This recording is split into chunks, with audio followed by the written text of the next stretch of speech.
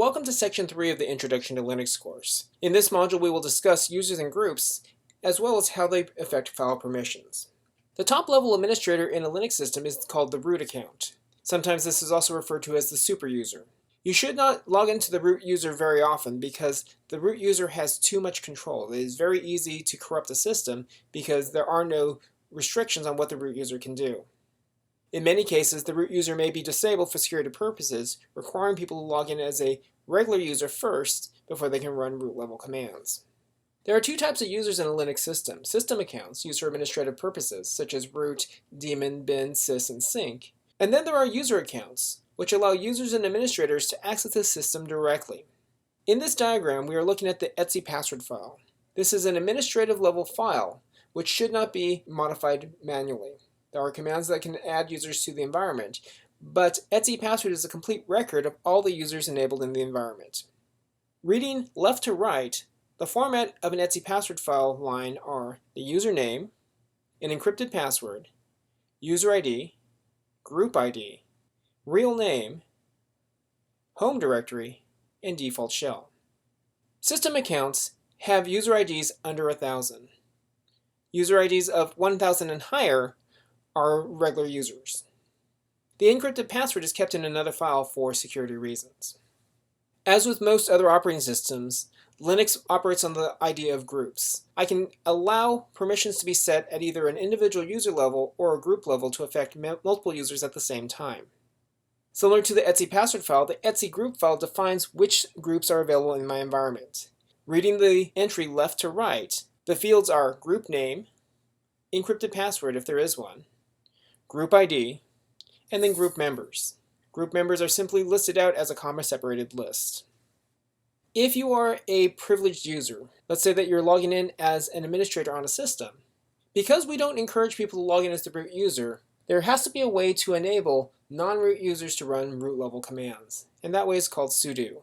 The sudo command takes commands that are normally not allowed for a normal user to run. In this example, we have the cumulus user trying to run useradd-mrocket, which is going to update that etc password file.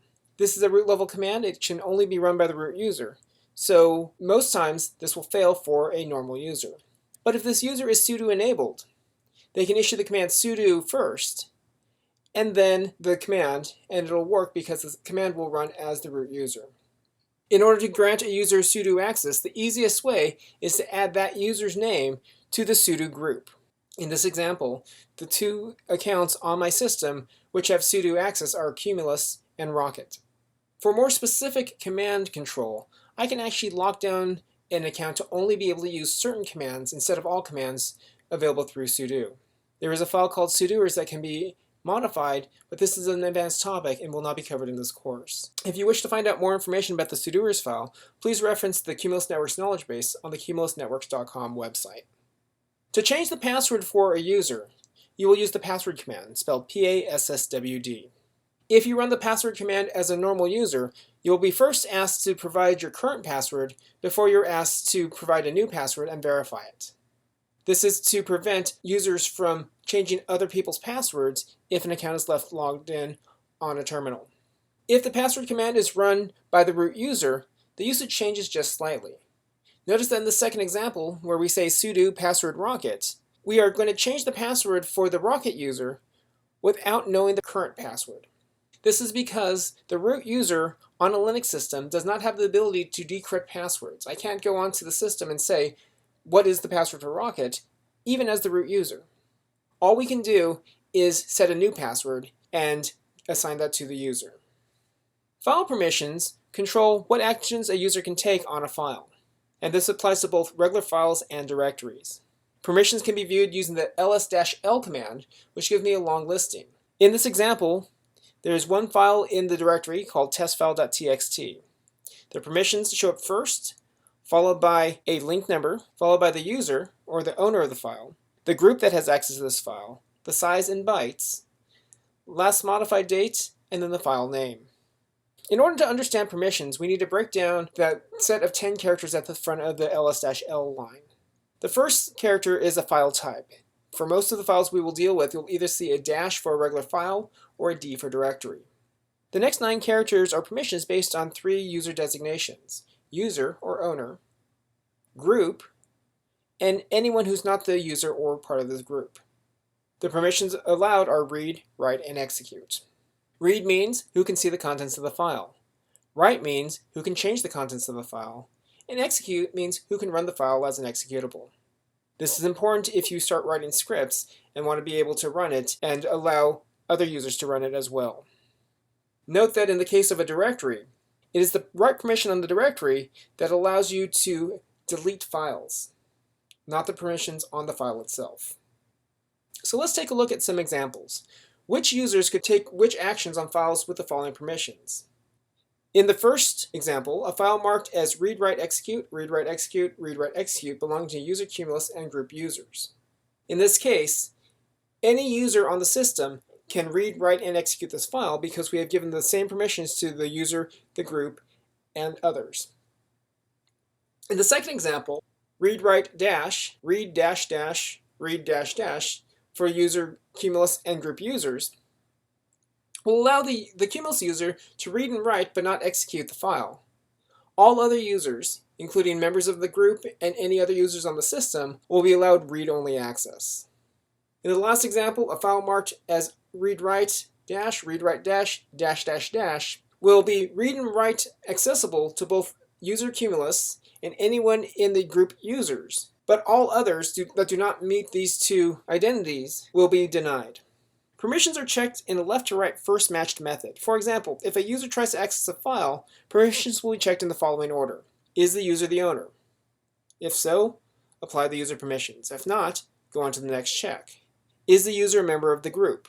If so, apply the group permissions. If not, apply the other permissions. Note, if a user matches both the file user and group, the user permissions will apply, even if the group permissions are more restrictive. In order to change file permissions, you can use the chmod command. The arguments will be structured in the sense of the type of permission to change, user, group, other, or all. Specify how to change the permission. Are we going to add a permission, delete a permission, or set a permission? And then specify which permissions to change, read, write, or execute. So in this example, we start out with an ls-l, and we see that file1.txt is read-write for the owner, read-only for the group and for others. If I run the command chmod g plus x, o equals, and leave that open, for file1.txt, when we do an ls-l, we see that we have added the execute permission for the group and set the other to no permission. If I run the chmod command again, this time with the g minus x, this is going to remove the execute permission from the group. And in the third ls command, you can see that we have read-write for the user, read-only for the group, and nothing for everyone else. And then if I say chmod a equals rw file1.txt, we see that this sets everyone to have the same permissions of read-write. But what if I want to change the ownership and group of the file instead of just the permissions? Maybe I've created a new file that I need to make available to a set of administrators on my environment. You can do this with the chown and chgroup commands. Chown takes the argument of the new owner and the name of the file, and it will change the owner to match that designation. So in this example here, we have a file that's owned by Cumulus and attached to the Cumulus group. If I say chown rocket, then that will assign the user rocket to the file without changing the group. If I use the chgroup command and say users and then the name of the file, notice that the group designation changes without changing the user.